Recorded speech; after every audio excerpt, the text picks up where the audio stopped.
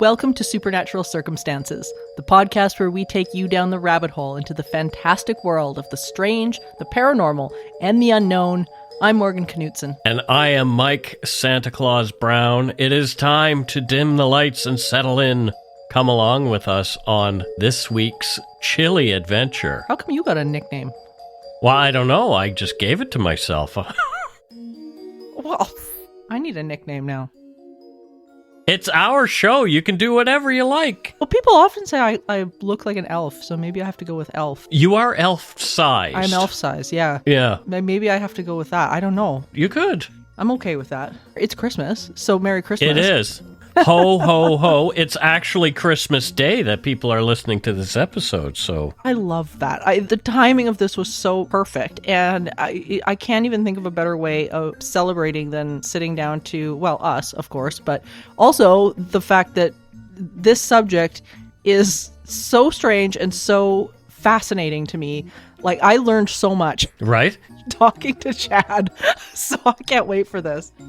Well, there's so many strange customs around the world for Christmas. I mean, obviously, not everybody celebrates Christmas, so it'll be something else. But oddly, in Japan, they have Kentucky Fried Chicken sometimes and a cake. So, Merry Christmas. Let's have Kentucky Fried Chicken and a cake. I'm okay with that.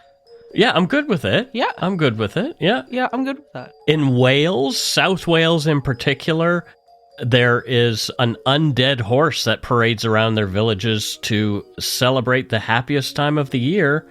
And this dates back to Celtic times, so it's probably more related to solstice than it is Christmas. But can you imagine? It's like, Merry Christmas. Oh, look, it's an undead horse.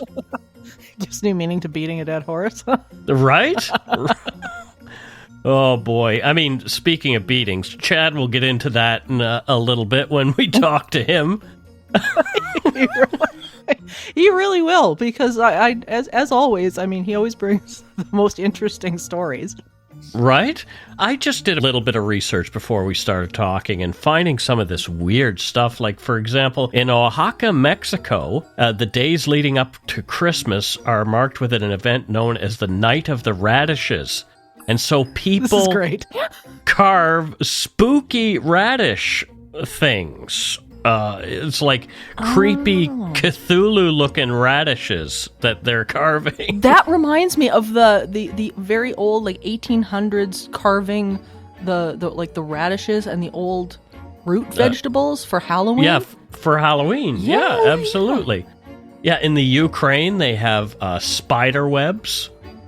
They celebrate Christmas with spider webs on their windows, which is interesting, highlighted with their little fairy lights and all that kind of stuff. But, yeah, I don't know. There's so much. Oh, yeah. One of my favorite Christmas stories that has gone around for the longest time, and I don't know where it started from, but it was about a spider that lived in this house. And the spider, I believe it was in order to thank the people for allowing him to be there and not killing him. I think this is how the story went. He, in the middle of the night, decorated the entire Christmas tree in sparkling webs. And when they got up the next morning, the entire tree was decorated. And it's always been like one of my favorite Christmas stories was this little spider. And I thought, that's really cool. Yeah, if you want to Google the legend of the Christmas spider that's to what learn it is. more. Yeah, exactly. And that's the Ukrainian thing. That's where that comes from. Yeah, absolutely. I love that story. I think it's so precious and whatnot. And I had the benefit of working with Chad on a book, Winter Legends and Lore, a couple Christmases ago, and I tell you, the stuff I learned doing, because I did the forward and the illustrations for it, and I had no idea about half of the stuff that we do on, like, every year that we do, symbols like holly and mistletoe and sitting by the fire. I had no idea that, like, werewolves were involved in these things, but, I learned. Right. There's so much creepiness around Christmas time that people sort of leave out. There is. I love it. 'Tis the season to be creeped out. It absolutely is. Well, let's talk to Chad and let's continue this discussion. Speaking of being creeped out, let's talk to Chad.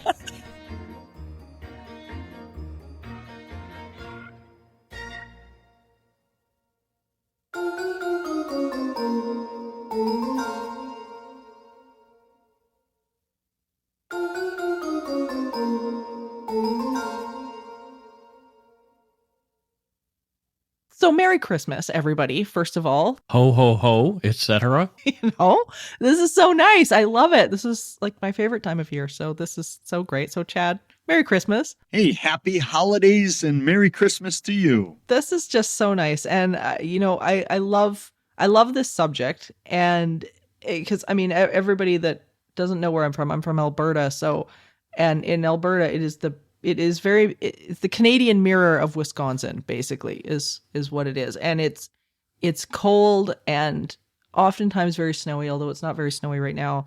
And so this is one of my favorite subjects. And Mike, you're in Vancouver, so you don't get snow. We see it once in a while. Last winter there was a bit of it, but I'm good with it. I grew up in Nova Scotia though, so I remember the photos my dad used to take of the snow piled right up to the eaves. Yeah, it's crazy. So let's get this started because I'm passionate about this subject too. Chad, you and I did a book last winter called Winter Legends and Lore, and what a freaking blast that was, and what a learning experience for me that I did not know about half of this stuff and half of these stories.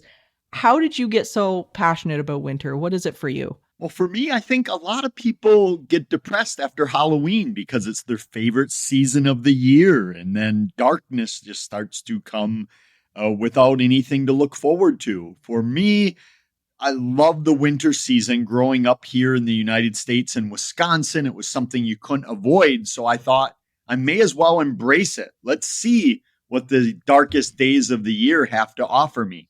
And that's what really got me started researching and trying to really dig deep into this holiday season. Oh yeah, because there is an air about it. Like, of course, there's the classic Christmas magic. Everybody's excited, but there's another deep, almost darkness to it that I can't wait to get into today, because this is most people, I think, don't know it or don't realize it. What do you think causes people to be so fascinated by winter? Because it feels to me like the folklore around winter is so much more vast than the other seasons. One, winter lasted in most parts of the world that experienced winter for a very long time. So you needed things to keep you going. It was hard to think about surviving the entire winter season. Food, storms, blizzards, and the like. This is at a time when you're living in shelter without electricity, no running water. You might not even go out for months on end except to get more firewood. So people needed things to keep their sanity. So it was tough to try to make it through all of winter, but if you could make it to the solstice, you'd have a party and celebration. And then if you could make it to Christmas, you'd have a celebration. And then New Year's Eve, and then the Epiphany. So little by little, these small steps, and next thing you knew, spring was on its way. So people really wanted to gather. And it was a time when most people had a lot of free time on their hands. You couldn't do a lot of farming in the winter, so you could mend clothing and work on your tools and the like. But it was a time when you had that kind of freedom to get together with people in the region and celebrate, and something that would not happen in the summer. Yeah, and you just brought up the winter solstice. So let's start there, because when we think about it now, it's really something that's typically celebrated, and it's looked upon with great reverence. And I think a lot of people don't realize that traditionally the solstice was thought to be one of the most powerful nights in which spirits and creatures and beings would actually be able to come back to this world. Oui. Yeah, seriously, Mike, it's crazy. So Chad, talk about the winter solstice a little bit. I think people really get it wrong. They talk about the solstice as being the shortest day of the year, when they really should be celebrating it's the longest night of the year. And I think that for a lot of people, darkness is where evil and creatures and monsters, witches, ghouls, they all lurk in the darkness. So it makes sense that on the longest night of darkness would be their Halloween, so to speak. And this was a night where it was really thought that creatures could come back.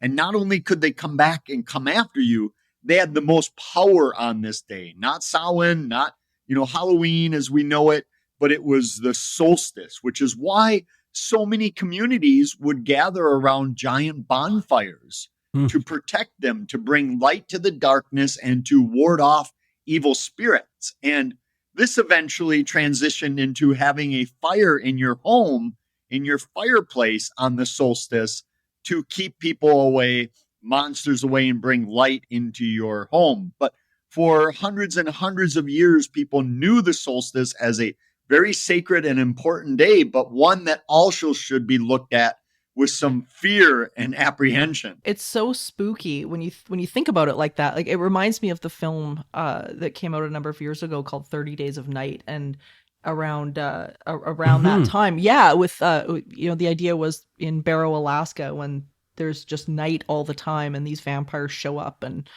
destroy this town and whatever. And it reminds me so much of this. And so people started doing things, Chad, too, to try and ward off, like the fireplaces and things like that. But they also were using things like iconic things like holly and mistletoe and stuff like that too, right? Imagine walking through the woods like we do today in the winter, and everything's dormant or dead or in a state of dying.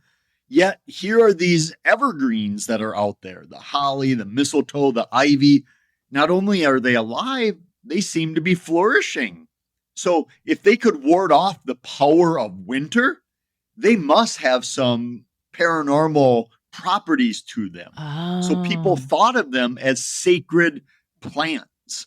And over the years, things would spring up that, holly would prevent, if you put it in your house or in your barn, it would prevent weather from affecting your home. It would stop your house from being hit by lightning. It would protect you from minor illnesses. And ivy was the same way. And of course, mistletoe was thought to cure poisons and protect you from disease and all sorts of weirdness. It could prevent headaches and nightmares. So all these plants were thought to be not only able to repel witches and ghouls and goblins, which seemed to be lurking everywhere in those days, but also they had some medicinal benefits as well. And that's why it was so important to bring them into your home. But there's a catch to that, is you can put holly or mistletoe or ivy wherever you want outside, whenever you want. Leave it up all year round on the barn, on your fence gate, whatever. But if you want to bring it inside, you cannot do it until Christmas Eve. Otherwise, it will bring you bad luck. Oh, geez. Oh, wow. I guess you could pin it over your door before then and keep witches out. But inside, if you wanted it, nope. So people bringing mistletoe to the office Christmas party and putting it over their pants are bringing themselves bad luck, especially if it's before Christmas Eve. Yeah, outside of a lawsuit, they're bringing bad luck as well. Yes. That might be a good opportunity to leave it at home there. But yes. And then one of my favorite pieces of folklore about all these evergreens, and of course, there's a ton, but the idea that once you were done with it, the season was over, you were getting rid of it, you couldn't just throw it out, or today you can't just throw it into your compost pile. You have to burn it. Otherwise, again, it will bring you misfortune, mishap, and bad luck for the entire next year. And they made a big deal about this stuff in the old days, that when you'd bring holly inside, it was thought that if it was a smooth holly, the leaf was smooth, it was called she holly. And that meant the woman would run the house for the next year. But if you brought in the holly and it was rough and prickly, it was he holly, which meant the man would run the house. Of course, back then it was usually a man and a woman. So you could get away with those things today. Today, I don't know how you'd go about that, but yeah, if it was smooth, it was she holly. If it was prickly, it was he holly that was brought in. Well, I guess you have to flip a coin. Yeah, I was going to say, I feel a lot of domestic disputes coming on here. Yeah. And it wasn't limited to people. That it was thought that if you fed your livestock these plants during the winter season, they would produce more. They'd be healthier.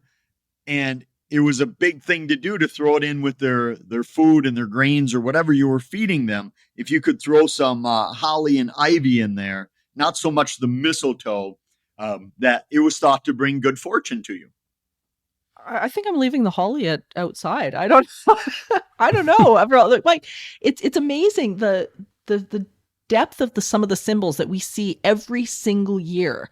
And like even some of that story, Chad, that you just said, I had no idea about. Like there's more every single time that we talk about this subject.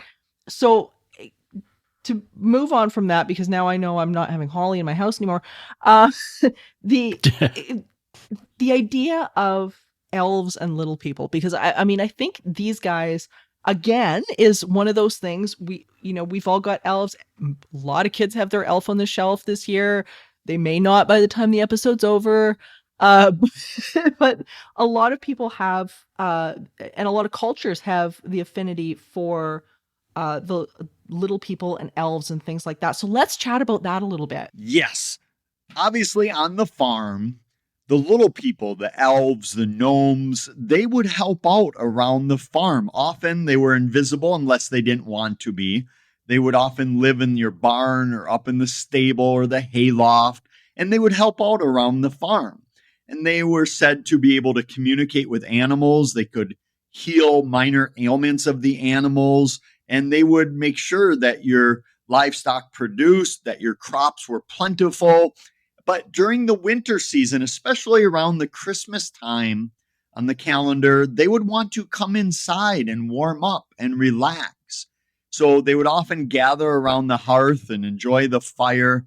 But it was expected that you would leave offerings for them, whether it was some porridge, some tobacco, some baked goods, even some spirits, some alcohol for them, so that they would continue to help you around the farm. Now, it was advised that if you didn't do this, all of a sudden maybe your livestock went lame, your crops died, maybe you started stumbling around and finding yourself the victim of more accidents. This was because you did not appease the little people, that you had to leave out these just minimal offerings, just the basic smallest thing you could do. Leave out some milk and you'd be covered for the entire year. Yeah, like these critters, like it's always been a bit of a point of interest for me, and I'll tell you guys briefly why. There was a story years ago that has always stuck with me, and it was on, well, Chad, you used to be on this show, Monsters and Mysteries in America, and I will always, this story stuck out to me because it was about a woman who had some pretty bad luck befall her and her family, and she ended up moving into a farmhouse. And this little house that was seemingly really nice, they were, her and her kids were trying to get back on their feet. Husband had passed away, I believe, and they had a shed on the house, like on the property. And it wasn't long after they moved in that they realized, like, none of their animals, none of the neighbors' animals would go near this shed, and it was freaking them out, to the point where they felt like something was there that shouldn't have been.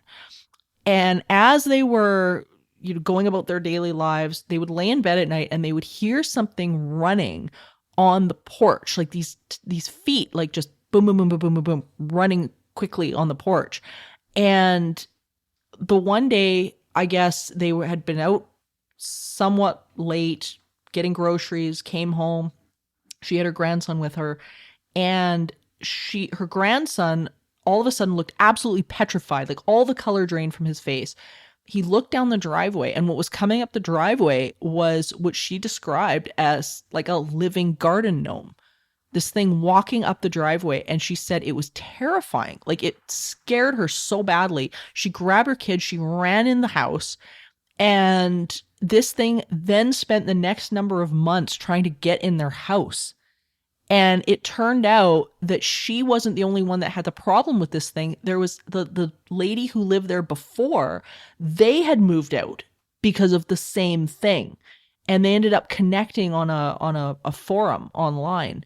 and whatnot. But it was just like that story always stuck with me. And I mean, and this was in Porterville, California, by the way. This wasn't in like Scotland or something, right? Like this was this little town of Porterville, California, right near the Tule River, where it said that these gnomes, and in that area they're called water babies, but in that area, that's where these things are supposed to live. And that story has always stuck with me. So every time I think of like elves and gnomes, that's all I can think of is this thing walking up the driveway.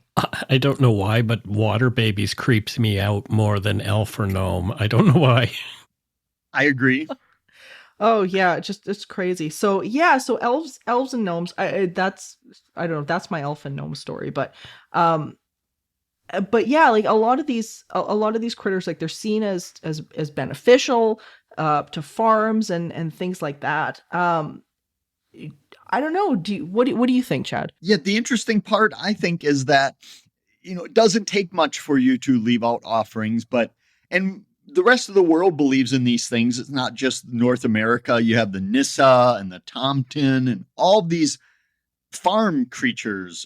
And the question for me has always been that I start to wonder, as more and more of us leave the rural countryside to live in towns and cities, do these little people come with, or do they remain on the ancient land? And for me, I leave out offerings just in case they're here in the city with me.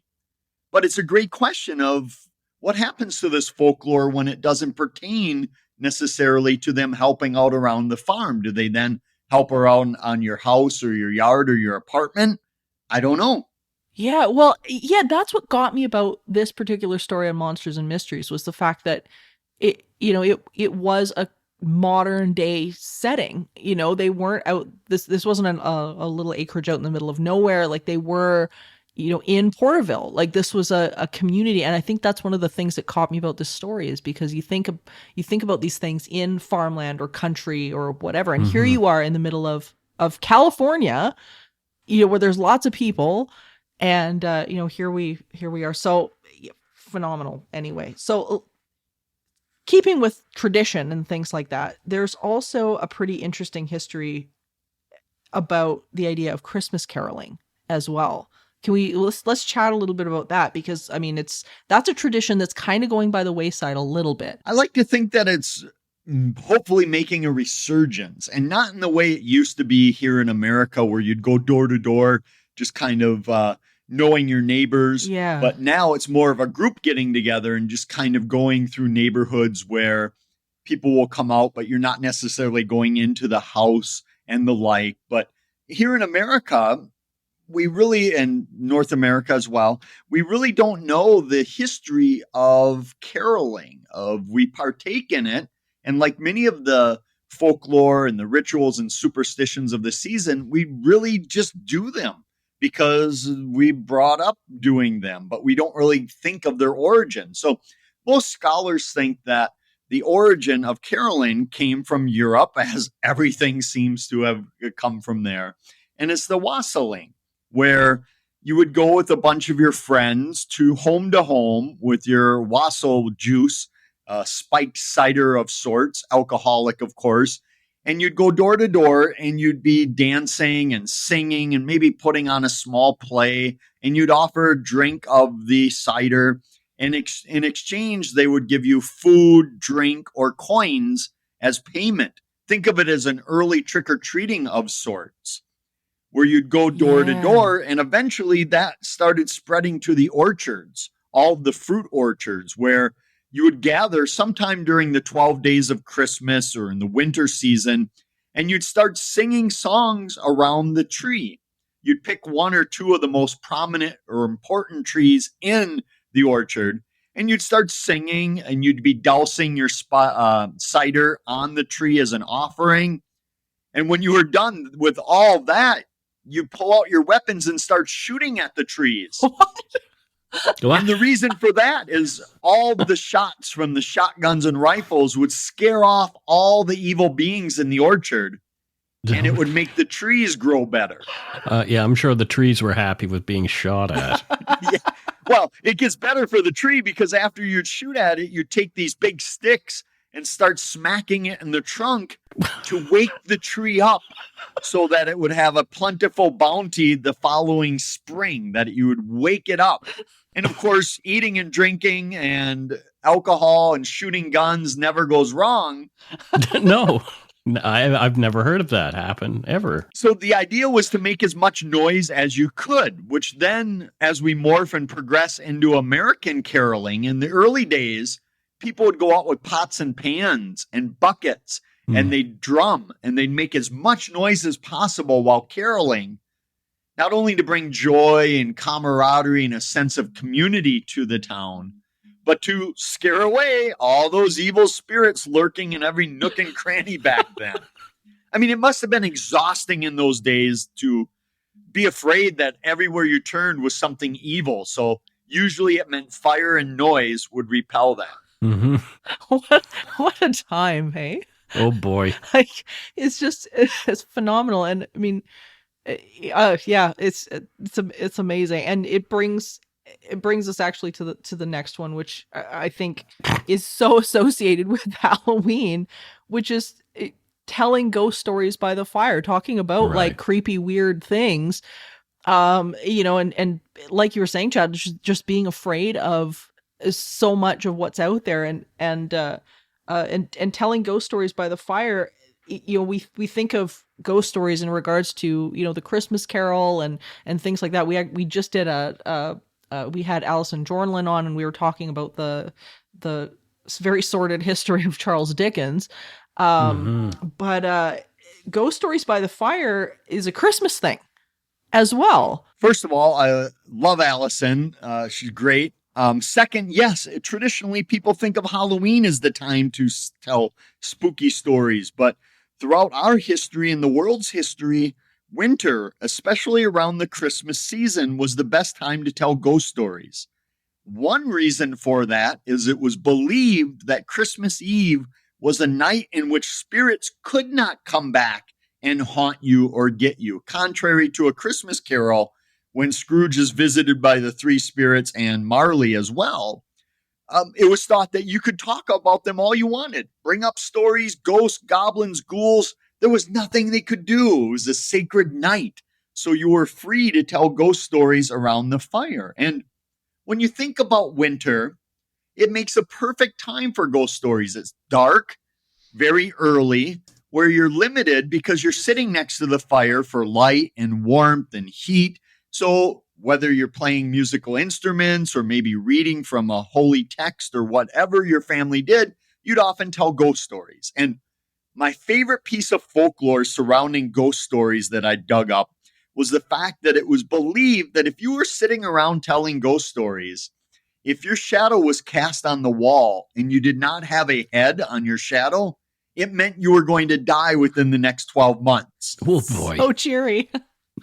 Yeah, so I can just imagine families scrambling to make sure everyone has a head on their shadow. Wow. And they even took it a step further, saying that maybe if you had a half a head, you'd make it 6 months. Oh, grandma's only got half a head. Oh, no. Yes. It's wild. Like, if you really sunk yourself into most of these traditions, I mean, Christmas would be a very terrifying time. Yeah. Well, it is for some anyway. It is for some anyway. Yeah. And so if by some chance you make it to Christmas Eve is full of its own superstitions and whatnot as well. Including a lot of things, including, like traditions that we know, which is like leaving cookies and milk out for Santa and things like that. But that's not it. Are those innocuous? Now I'm starting to wonder, all these little traditions that people have throughout history around Christmas that are so cute and seemingly innocuous, are they actually have some really scary root? Again, for the leaving offerings for a supernatural creature, which Santa or Saint Nicholas or Belsnickel, all the gift bringers, they were supernatural. Leaving them offerings came from the old elves and trolls and fairies again, of leaving out offerings so they wouldn't curse you. But over the years, as Christmas especially has become more Hallmarky, and don't get me wrong, I love Hallmark Christmas movies.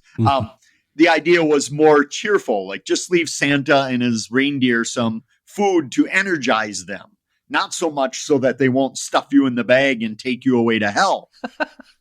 It was more of, well, Rudolph needs a carrot, so you better leave him something. Mm-hmm. But today, what I really love is the idea of reading Victorian ghost stories on Christmas Eve has made a huge resurgence, where there are many bookstores that will sell you a small little one-story book that's specifically from the Victorian era. It's a ghost story, and it's meant to be read in about 15, 20 minutes on Christmas Eve. So those are exploding all over now. So people are really embracing the idea of Christmas Eve. And I could write an entire book about Christmas Eve superstitions and legends. And one of the weirdest tells that Christmas Eve is the one night in which animals are able to talk and you'll understand them. I love that. I love that. It's said to have originated back with the birth of Jesus, all the animals around at the stable and the nativity, that now every December 24th, they're given the ability to speak. But as tempting as it might be, it is said that you do not want to eavesdrop on them. Because one, they'll only be talking bad about you anyway, and who wants to hear that? Right. But two, it will bring you bad luck. That if you eavesdrop on the animals and don't give them their privacy, you'll have bad luck for the entire next year. See, Mike, you can't have your cats in your room on Christmas Eve now. Oh, no. You see what's going to happen, right? I'm kind of good with that because they act crazy. But anyway. Yeah, that's because they're badmouth. They're trying to badmouth you and you're eavesdropping. That's what's going on. Speaking of crazy, here's the craziest Christmas Eve legend, that Christmas Eve is also the night in which you can hear bees singing Christmas carols. Oh, yeah, this is one of my favorite ones. I love this. What? And I always joke that who knows whether they're humming along with the carols or buzzing or what they're doing, but it is said that you can hear them, especially if you have some ground bees. You can put your head to the ground and you'll hear them buzzing along, singing Christmas carols only on Christmas Eve. Yeah, I think crazy. that's one of, yeah, it's one of my favorites. And it was in 1889, the Kingwood Argus, and this is from your book, Chad, reported that bees sing in their hives between the 24th and the 25th of December, while mysterious bells can be heard echoing underground. I love that. I think that is so cool and so magical. It's just one of my favorites. It's just so bizarre and so weird that I love it as well. And it's more hopeful than some of the other Christmas Eve superstitions that, like Jesus, at midnight you can pour water into wine, but if you drink it, you're going to die. Or you can sit under a pine tree at midnight, and if you hear angels singing or playing music, it means that you're going to see them very shortly because you're going to die. So a lot of these traditions were doom and gloom. But whatever you do on Christmas Eve, it is thought that at midnight you should open a door or a window in your home to allow the spirit of Christmas into your house.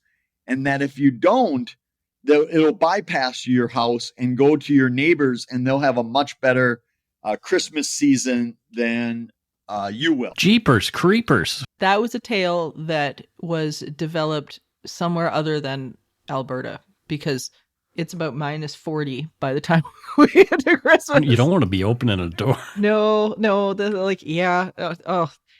But that's not the only issue with Christmas. And we usually think that Santa is was one of the primary figures with Christmas, but there's also the Belsnickel as well. And this guy I didn't know about, because I thought, I was all read up on Krampus, and I was all read up on Santa, and I thought I had my ducks in a row. Turns out I have no ducks and no row.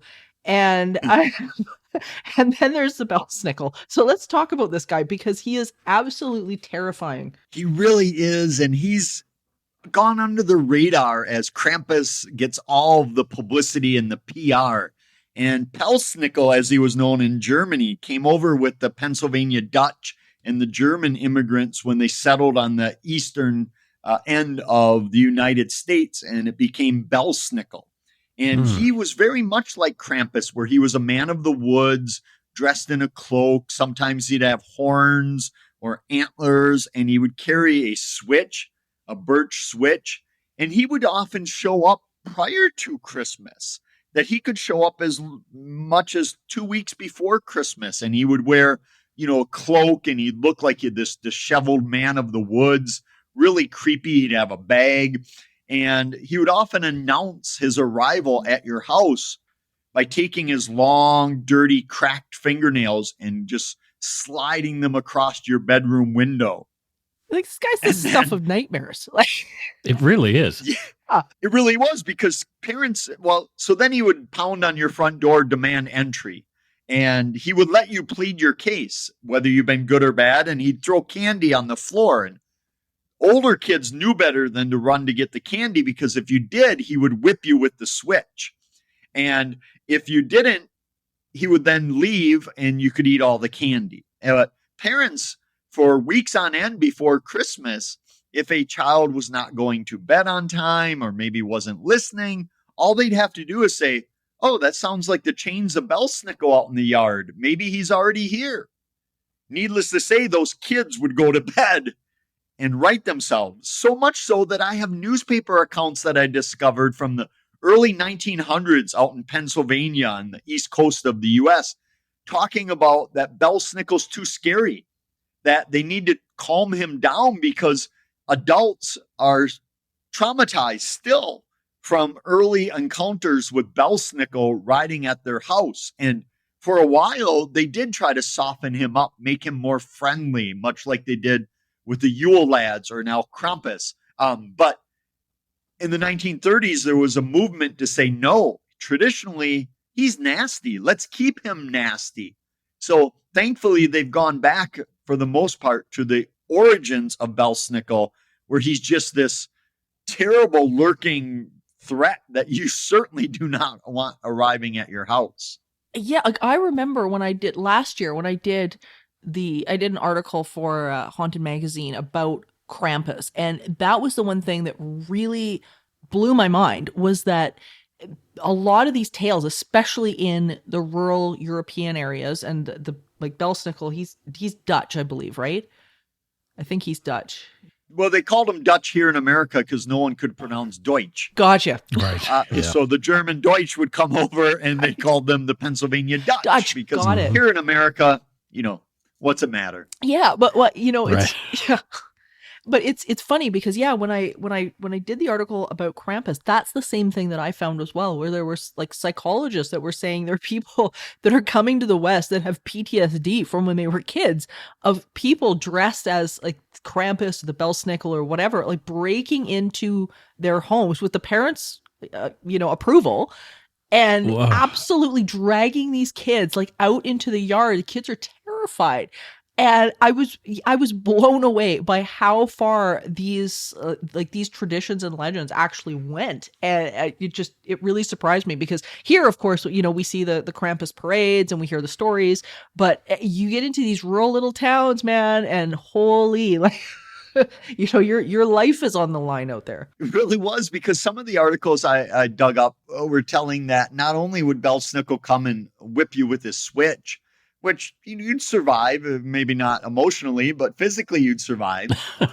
But also that he would then snatch, much like Krampus, that he would snatch the very naughty children or the ill-behaved children and then go feed them to bears in the woods. Great. So, Great. yeah, again, you're right that it would just be terrifying. Imagine being 9 years old and this thing just busts through your front door demanding things, and your parents are like, have at our children. Oh, man. Oh my God. And he's not the only like spiritual creature that lurks either. Another one that I did not know about was the Witch of Winter. I did not know about her either. And so let's touch on her a little bit, because she's got a phenomenal story as well. And she's not quite as terrifying though. Lebafana wasn't as bad, right? I can't deal with any more of this. Yeah. Let's soften it up a little bit here, and let's get to some female creatures, because when it comes to terrorizing children, monsters are equal opportunity offenders. And so Befana, she starts out as this tragic figure that she's from Italy, and the three wise men, the kings, on their way to see the birth of Jesus, stop at her house, and she's cleaning, and they want rest and food, and she provides it. So for her reward, they say, come with us on our quest to see the newborn king. And she says, I'm too busy sweeping, can't go. And as soon as they leave, she regrets it. So she gathers up her toys for the new king as a present and bakes some cookies, and can't find the wise men anywhere, lost them. So as her penance, she travels every Epiphany Eve, which is January 6th, is the Epiphany, the Feast of the Epiphany. On the evening of that, she travels the world looking for the lost child. And she'll visit every home she can, delivering toys, hoping that she can make up for not delivering toys to Jesus. And she rides a broom. Somehow she got the ability to fly over the years. She always looks disheveled, covered in soot, because much like Santa Claus, she will come down the chimney into your home. And if you leave out stuff for her, she will give you candy or treats and presents. But if you're naughty, she will leave you coal or dirty garbage or rotten food in your stocking. But if you're really good, she'll clean your house for you, which is a nice little benefit. But much like Santa, do not stay up waiting to see her, because if you try to peep on her, she will either attack you with her broom or throw some of the ashes from the fire in your eyes. Like, it just doesn't get better, does it? Like, No. just avoid these creatures at all costs is what, and hopefully you'll get some good luck out of it. Well, this is so fascinating, and I want to end these tales with the 12 Days of Christmas, because that's, again, song we sing all the time. 12 Days of Christmas, most people know it, and it's got its own deep, dark history as well. Come on. I know. And it also has to do with werewolves, which is What? right. Yeah. Which blew my mind, but makes my dog man heart very happy. Oh, well, there you go. Yeah. Mike's like, this is ruined for me now. So, Chad, let's talk about that. The 12 days, most people celebrated them after Christmas. So the 25th through the Epiphany on January 6th. Those were the 12 days. So when people tell you and say happy holidays, it's not because they don't like Christmas, but in the old days, it was more than one holiday. It was holidays. It was Christmas. It was the solstice. It was Epiphany and the 12 days in between. So people would say happy holidays to just encompass all of it. But yes, the werewolf thing, it was thought that this was the time when werewolves were most powerful, that they had free reign. And this is when some people thought this was the only time of the year. Unlike on a full moon, they would only turn during the 12 days. And if you were born during the 12 days of Christmas, it was thought to be an ill omen, bad luck, that one, you were gifted with the ability to see ghosts and have the sight, as they called it. And you could also heal people by laying hands upon them. But it also meant that you were cursed and you'd most likely turn into a werewolf, because being born so close to the birth of the Savior, you were taking away the celebration. So you were cursed. How dare you be born during the 12 days? So whenever I'm at a lecture talking about the 12 days, I often ask if people were born, and some people would hold their hands up, and I'd always keep an eye on those people, because at any moment they could burst into being a werewolf.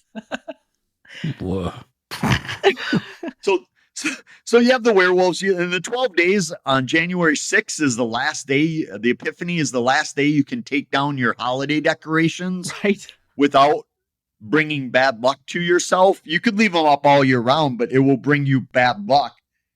So yeah, during the 12 days, just so much. Like on Christmas night, if you burned elder, it would reveal all the witches and sorcerers that were around you in your neighborhood. Do you confront them, or do you just avoid them at that point? Oh my God. I love these tales, because doing the artwork and stuff for Winter Legends and Lore, it brought me such a new appreciation of winter that I did not have before this. Like, and I mean, because I've always loved Christmas. You know, my little python Galen, he always has loved Christmas. I mean, it's always been a big thing in our family and whatnot. But this gave me a whole nother look into all of these dark months, and it is so cool. Chad, has there been any folklore that you've heard of since you wrote this that you were like, holy, I didn't know? Well, yes, I'm always learning. Like right now, I have a stack of probably 10 books just on the Christmas season and folklore of the winter that I need to get to this season to go with, my 100 other ones on this. And I'm always learning stuff. One that I learned that is not super creepy, and one of my favorites is in the 12 days too, that in the 12 days that you are not to allow any stranger into your house, especially if it's an animal, because most likely it's a demon in disguise trying to gain entrance. Geez. And I put that one in as just a passing comment in the book because there's so many. But one I just learned a few days ago was that you could get rid of mice in your home, and you wouldn't have to worry about mice if you would wear clothing where it was spun during Christmas Day. That if you spun yarn or a thread during Christmas and made clothing out of that, it would repel mice and other creatures, small little animals that would get into your home just by wearing clothes that were made on Christmas Eve or Christmas Day. Oh boy. See, if I would, are you hanging in there, Mike? You doing okay? Yeah, I think I'm going to be all right. I'm just terrified of Christmas now. Well, Mike, whatever you do not die on Christmas Day, because the theory was that was an omen that you weren't going to heaven if you died on Christmas Day. It meant, well, you were going somewhere else. I'm just going to be... I'm sitting all alone at my place on Christmas, just terrified, just like, please don't die, please don't die. Well, if you want some extra strength, you can eat raw eggs on Christmas morning, and it is said it will give you like Hulk-like strength for a while. Oh, okay. You'll be able to lift heavy things and fight off things from eating raw eggs. Oh my God. See, you're all set. I'm all set. All set. Oh my gosh, amazing. My friend used to keep his Christmas decorations up all year so we could drink. so he had his tree in the corner, and it was May, and just a ring of needles around the tree, which was bare. It was like, here, have a Christmas drink. I may or may not be an alcoholic. Well, this is, as I say, always absolutely amazing. It really goes to show, too, how our beliefs really do shape the world around us. And it's neat to see a lot of these studies coming out psychologically that of people that put up their decorations early tend to be happier. It's so neat to see how the psychological side of this has changed over the years too. How it used to be, doom and gloom and death and hell, and now we've managed to shift it a little bit, which is I think it's a good thing. But I love the creepy factor underneath of it. It's so much fun. It's so interesting. Yeah. Well, when most people complain about the holiday season, that it's become all about commerce and that buying as many most expensive gifts you can for people who don't want or need them. I think knowing this stuff, and a lot of the stuff we didn't even get to talk about, of why we decorate Christmas trees or why we go caroling or why we do all these things, for me, it adds a lot more significance and meaning to the season. Yeah. Mm-hmm. And I really embrace the fact that people have been doing this for hundreds, if not thousands of years, and that I'm continuing this tradition. So for me, it just adds a lot more significance to the season, knowing the history of why we do these things. Oh yeah, absolutely. I mean, it makes it so much more meaningful, and it when I'm decorating my tree now, because we put little gold holly berries on it and things like that. I know why. Like I know why it's there. I know, and there's a story behind it. And, if I'm, with somebody else, I can share that story with them, or I can share that story with Galen, or I can share, it's really, really cool. And it brings this depth of meaning that I absolutely love. And, and yeah, there's so much more to touch on, which means we're dragging you back next Christmas. And we'll talk about those as well. But in the meantime, I can't recommend enough. Everybody go to chadlewisresearch.com and pick up Winter Legends and Lore. It is a fantastic book. It's got all of these and loads more of these incredible tales and this history that is so well done and is so well researched. I was blessed enough to be able to do some of the art for this book and the foreword, but Chad brought absolute magic to this. And so chadlewisresearch.com, go get it. It's so good. And whatnot. And Chad, you're doing like you always do amazing online presentations and library presentations. What's going on with that this year? I'll be doing some virtual programs again on my website. And what I love about the Winter Legends book is that it's not that long. It's only 100 pages or so. So you're not like me, where if you want to be bogged down of 400 pages on the history of the Christmas tree, good for you. But if you don't, this is just enough to whet your appetite. As I like to say, that, gives you enough information, but doesn't bog you down if you're just the curious, regular average Joe and you're not obsessed like we are. What, you mean there's people that aren't like us? What's going on? But yeah, it's such a great point too, is that it's great tales without being long and wordy and delving into history. Maybe people that, aren't like us are not interested in. So, but it's a great jumping off point. Great jumping off point. That's a great way to put it. And it's amazing. So yeah. And if you guys are able to catch some of his Christmas stuff coming up, please do it. They're so good. They're interactive and they're great and amazing. So Chad, thank you so much for making sure their audience has a most terrifying holiday season. Thank you. And time for me to go watch a Hallmark Christmas movie. I'm just going to go and shiver somewhere. We've lost Mike. R.I.P. Mike. Thank you, Chad.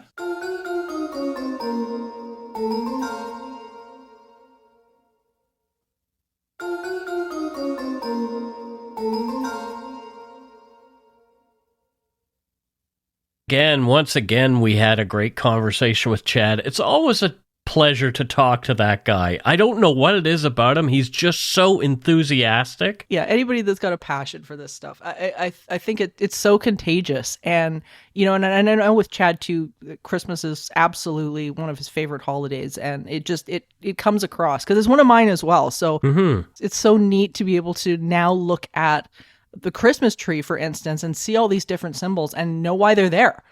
Right. Yeah. It's fascinating. I don't want to use that word again. Just learning about this stuff, really fills my heart with joy around this time of year. Like there's so much that we're not taught as kids. It's just like, okay, the reason we just put this on the tree. We don't talk about why we put it on the tree. We don't even talk about the reason we have a tree. Well, I think a lot of people don't know. Mm-hmm. I mean, I didn't know.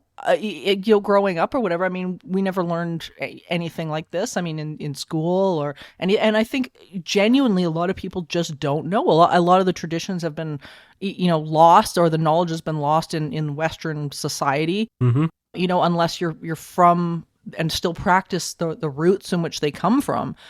Sure. It just gets lost. And so now we've got these things that they look nice, but we have no idea what we're doing.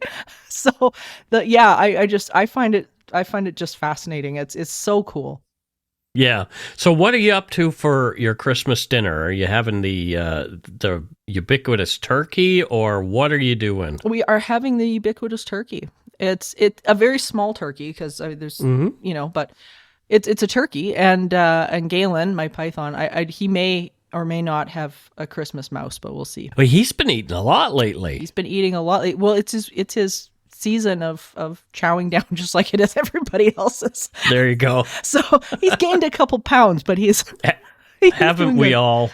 Yeah, he's in his Christmas snooze right now, but he's pretty excited for the holidays. So he loves the lights and loves presents and whatnot. So it's always just a joy to watch him just get into the presents on Christmas, and it's a lot of fun. People don't give animals enough credit. They totally know what's going on. We just want to wish everybody who listens to the show a Merry Christmas, and to say that you are gifts in our lives and not the kind that we'd return for store credit. So, well, for those that are, we just won't tell you, but you know. Right, exactly.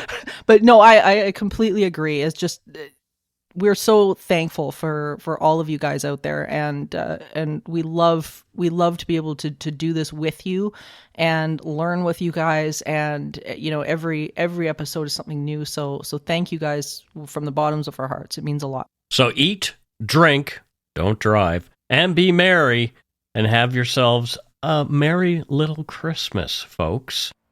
And remember, the line between the natural and the supernatural is often a thin one.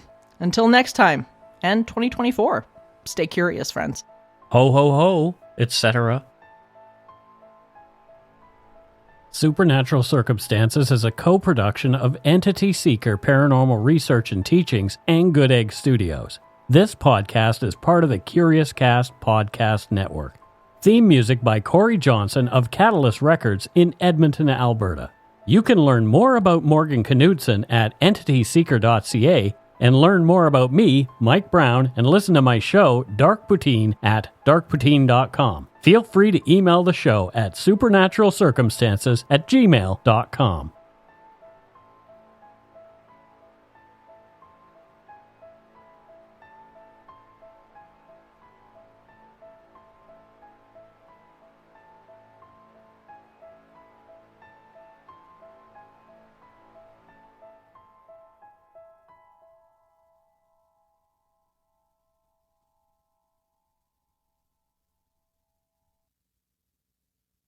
Hi, it's Shauna, and I might be a bad parent because my kids think French fries are vegetables. Hey, it's Ryan, and I might be a bad parent because I went out for wings when my wife was in the hospital after giving birth. Johnny here. I might be a bad parent because in my house, the tooth fairy gives pocket change. But we're not alone. Len emailed us and said his 6-year-old daughter's Tarzan moment going from love seat to lazy boy by curtains made him more proud than any dance recital. And Andy left his 2-year-old at the rink. All right, guys, I'm sure we're not alone. Like Andy's kid. For stories and confessions like this, make sure you check out our podcast. It's called Bad Parents, and it's available wherever you get your podcasts. I left a glove at the rink.